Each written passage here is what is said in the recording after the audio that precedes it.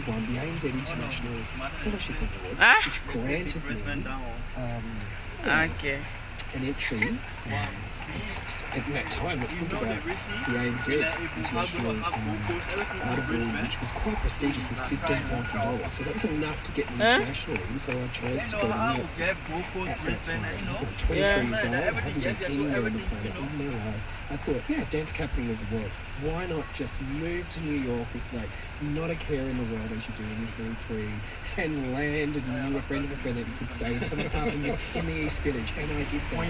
And I stayed in New York for 10 years, and that was some of the I'm gonna make it like we're alone at it. Okay.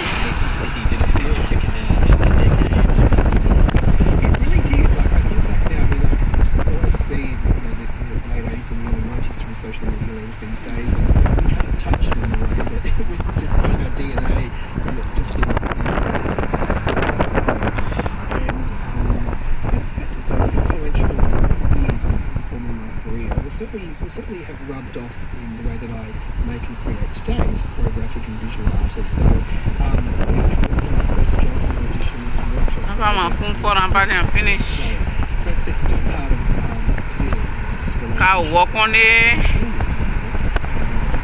Then I go lot to the post it lost. It goes through many changes and phases, but that's the beauty. And did you have, that fearless attitude that you began your career? Did you have that when you went to New York, or were you a little bit daunted by that? No, I think I was always a risk taker. And it wasn't about survival, it wasn't about kind of street smart, it was just innate in me that I always had this instinct that I really wanted to go to New York, I wanted to dance with that dance company, and I wanted to invest in those really informative and so, yeah, I was just always knocking on doors and taking more jobs, and eventually I got a job with a really important dance company. Ah, the place is beautiful. 10 years wow. Melbourne is cool. It's really, really cool. Just in the idea of moving back to Australia and breaking up, letting go of my first and so I moved back in Melbourne Sydney, which one for which one? Melbourne Sydney, which one for? Yeah, 10 years in the city. Yeah. So I decided to come back and invest in that. In the wash, could you? Because really the 1930s was a lot different to what we is now. And so 10 years is quite a long time to be sitting like that. So by that stage I think yeah. I really did. I feel like I've done, this sort of interest in working as a dancer. In the wash, could you? Choreographic artist is an exploding way to and so here in Australia is part of the way that I obviously focus my career to be more in terms of working as a choreographic artist. Oh, the other people are doing it very cool. Quite late at this. I keep getting more jobs of, landing small commissions in Australia and teaching people the arts and so on. There was sort of a slow comeback, but it was eventually And tell us about Australia at that point in time, though. What was there a strong dance industry? We had developed in the late 90s a core major group of dance companies, the Sydney Dance Company, and the Australian Dance Theatre was always here, and the Australian Ballet, of course. But at that time, there wasn't really the milieu, call it, of the new rise of choreographic artists that were beginning to introduce a new trend or a new movement in Australian dance history postmodernism. So we did have a company in Melbourne, Dance Works. When you get trying in Brisbane, that no go as a try. All over in the city. And so at that time, no, there wasn't really a lot that, but it was a time of growth in the dance industry, and so Chunky Moon became part of the Melbourne institution of flagship companies that were able to develop and establish associate and friend and Sakara Dance School. So I kind of collected all of that company structure, and now amongst all of that, Melbourne City. history of 10 years investment of my company and Chunky Move and Lucy Gehring, we now have the Guys, I enter my stomach now. who have survived also, a lot of cuts in the arts across the last, as we know, this last 3 years. And so we see the independent companies as the new arrival, as the new company, like independent choreographers and artists as the new companies. Because like they have this to form their theory. own ensemble as opposed to a company structure. And how we support them as more established organisations is super important.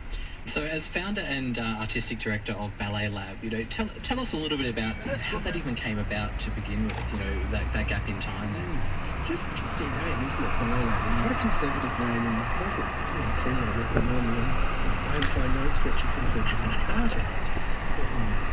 Boundary pushing, but I'm a little more into that kind of thing. And the history of how Ballet Lab became into fruition. Choice. In 1980 with our presentation. And it was sort of like that the moment where I was introduced onto the landscape. And this work dealt with trauma. It was, interestingly enough, it was about the 1.6-second association, the impact of a head-on collision, car accidents, and being hit by a car. So clearly this childhood kind of resuscitation in the work. And so it's somewhere between visual art performance and dance choreographic exploration. It's a really good thing. It's to the world, it's still to yourself, and to all across the universities and schools. And so the things I wanted to describe here is this classicism to it, this renaissance in the way that it has. So are they lot of buildings seen here that people renting inside? I think they'll be paying 800 per wheel.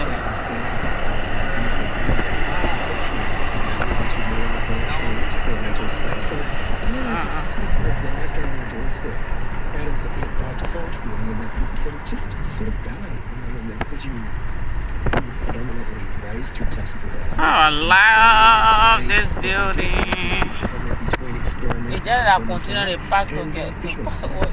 Why do you think? No, not for that yellow building. Really works. It gets different color. It's just that we park continue over each other. How they build. I ain't recording good going. How we reinvent or re-establish or reinterpret storybook put it down to that through the lens of many experimental processes, and that's kind of where I began to really kind of engage more within the visual art sector. A lot of my work engages in visual art, and I work with Book Andrew, I work with Patricia Picciolini, I work with Julia DeVille, and I work with a list going on right through to Australian iconic fashion designer Tony Manichewski. So always from the beginning I was working in these spaces which were influenced in a way that my classical approach to experimental observation of work, objectification of work, and use in a way that was just became Ballet Lab's main feature.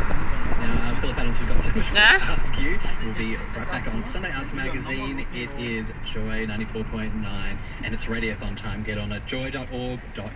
If they go out doing video, they check your phone for you to break your hand and check your phone. Yeah, do they gonna do that?